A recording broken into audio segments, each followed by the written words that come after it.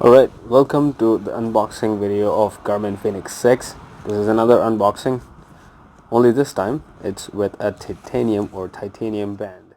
So here we go. You get this fake leather kind of feeling box, but it's very premium. And there you go. There's your watch with the titanium band. Let's look a little bit inside what you've got and how they packed it. Pretty nice, pretty smooth, velvety looking insides. You've got the orange band right here. I'm gonna put this on before I go to the gym. And you've got the regular documentation and the charging cable up until here. Not so important. Look at that box. Garmin never really does an awesome job in packaging, but this seems to be something different. Let's get that out of the way. Let's get on to the watch itself. So looking at the watch, looking at the titanium band. So first things about the titanium band, it's not easy to get rid of the links. I had to go to a jeweler to get the links off of it for $15 Canadian. So here we are with the links gone. My wrist is pretty small. I had to remove 4 links to fit this one perfectly for my hand. There you go. So this is not just going to be an unboxing video. This is also going to be a little bit of my experience with the first unit and a bit of a short review. As you might say. I want to talk more about the HR accuracy because that's what has been lacking for me from Garmin in their previous models. I mean, they were all good for steady state cardio, but they were not the best for safe or CrossFit or strength training, boot camp type of exercises. So I think they've made some considerable enhancements with the new version 3 heart rate sensor. And so I'd like to talk a little bit about that and a little bit of the new features and what Fenix 6 has in terms of the improved UI. So let's talk a bit about the improved UI. Straight away, that display looks gorgeous, even though there's a little bit glare on the Sapphire. It looks much better, bigger than the 5 plus variants and the 3 HRs. So let's look a little bit into the widgets. The widgets are arranged pretty well here. Previously you had to have a separate one page for each widget, but here you can see that all the widgets are kind of at a glance. That's what they call, that's what Garmin calls it. And this is a pretty neat looking arrangement of the widgets.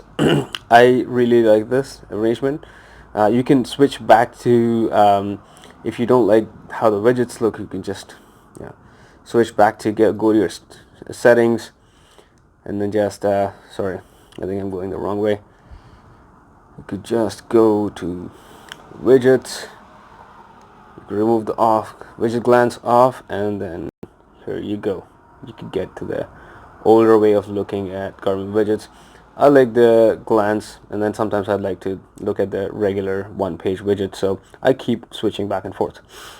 Anyway, you can look at the navigation. The navigation is quite similar. The graphics have been improved. Like if you see this weather widget, that's pretty well detailed out here. You can go inside, have a look at the weather of the next forthcoming days. Looks good for now.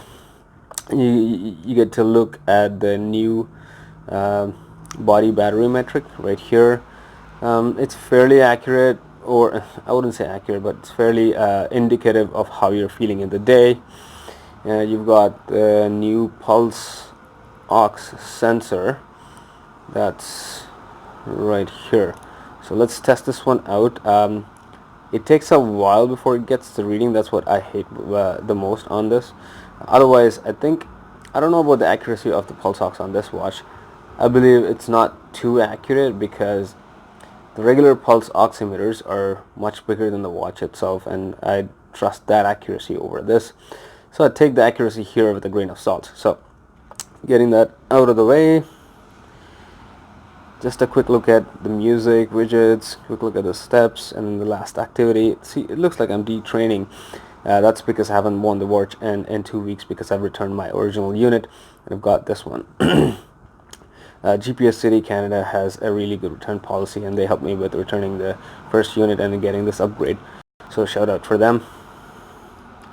And we're coming back to the bit of the accuracy, because that is something that is Garmin has a lot of accurate metrics when it comes to their GPS, their distance, the barometric altimeter, and most other metrics that come with the watches, except the heart rate sensor. I feel, this is just in my opinion again, a lot of people may feel that it's fairly accurate to them, and I feel the same way when you do steady state cardio like running or walking.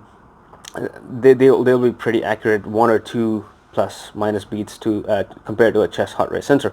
But when it comes to any hand any weights or any flexion in the wrist, they struggle a little bit. Let's see how this device did with some of my strength training activities over the usage that I had for the last month. So I'm just gonna bring up my phone here for a bit.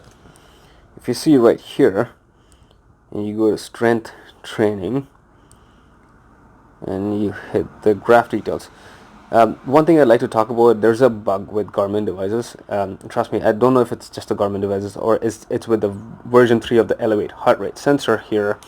I've also tried my wife's Forerunner unit that had the same problem.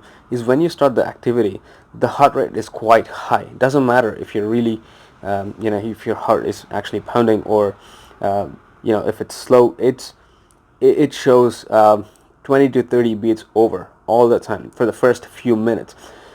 So that's a definite bug with the new version 3 heart rate sensor. I hope Garmin fixes this in a future update, and I'm looking out for that. And then after the first few minutes, or let's say 5 minutes, it's fairly accurate. It's not the best.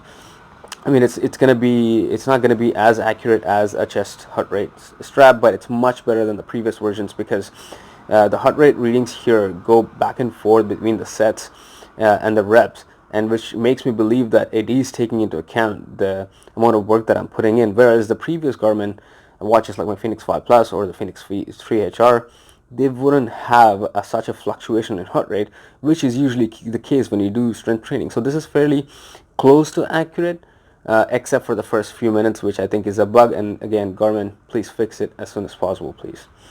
And so what I want to say is Garmin definitely improved their heart rate sensor in bits and pieces, but they also have huge bugs here and there.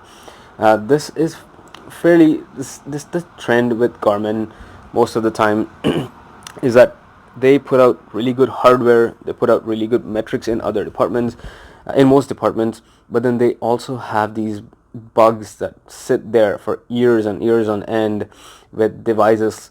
Fenix 5 had a barometric altimeter issue. Fenix 5 Plus had a lot of heart rate issues, heart rate monitor issues.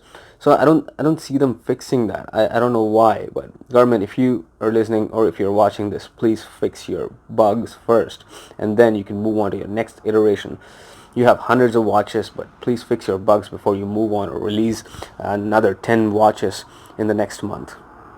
So other than that, the strength training is working pretty well. I like the app, how it functions. It gives me, so when you get to strength training, let's look at, I really like, a lot of people don't like this app, but I really like it because what it does is, say you could choose between 3 or 30-minute blast or basic back to basics. This is from a recent update from Garmin.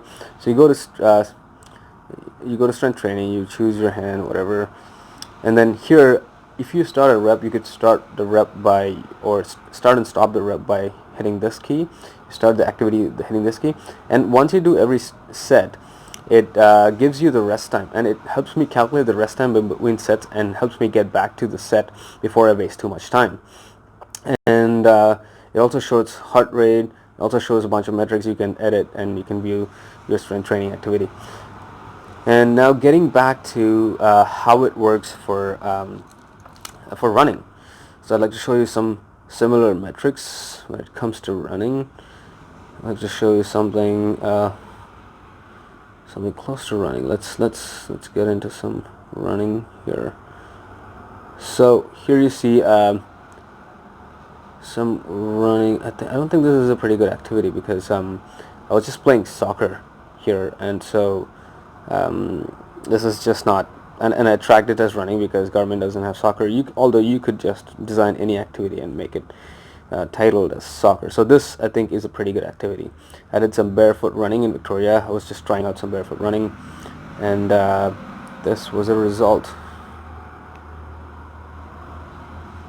Oops, go back there, go back there. Yes, right here. I had a Garmin HRM Tri fixed onto it. It gives out a bunch of metrics with Fenix 6. If you have the HRM Tri or the HRM Run, as you can see, a pretty good heart rate. I mean, this is again just heart rate. You see training effect, that's pretty popular on Garmin devices. You see the cadence, see stride length, see vertical ratio, see vertical oscillation, ground contact time 50-50, that's pretty good.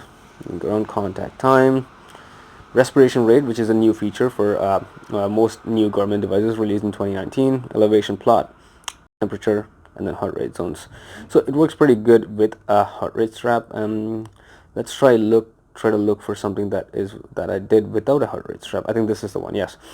So I did this without a heart rate strap and with just a watch on my hand with the optical heart rate sensor. I think this is fairly accurate to the runs that I did. I had a short, quick sprint and then slowed down, short, quick sprint, and then slowed down, and then picked it back up again with a little bit of moderate speed, and then picked up the speed again towards the end of it. So I believe the heart rate accuracy for running, for treadmill running or outdoor running, is pretty accurate. For strength training, better than the last sensor, but not the best. I believe in all of the watches or smartwatches or sports watches out there, I think the best accuracy comes with Apple Watch I've seen from other. But then the problem with Apple is that even though it's accurate for the period, it's not all day heart rate tracking, and it's also not, sometimes it has issues with dropping out for heart rate, or it takes a while to pick up the heart rate. So they have their own issues, but with strength training, I think Apple has one of the best, or at least close to accurate heart rate. So that's about what I wanted to cover in the video. Just a quick last look at how the watch is and the titanium vented titanium band is. Just quick look. Looks beautiful. Only thing is Garmin charges a fortune, or the same price as a Forerunner 245. Oh no, actually Forerunner 45 for just this bracelet if you buy it without the device. So just be wary of that. If you like the bracelet, I suggest, if you're thinking of buying it, buy it along with the watch itself. You get some cool packaging. You get some cool packaging like this, plus you get the band. So there you go, guys. That's my review. Let me know if you have any questions in the comments below. I'll be happy to answer. Thank you.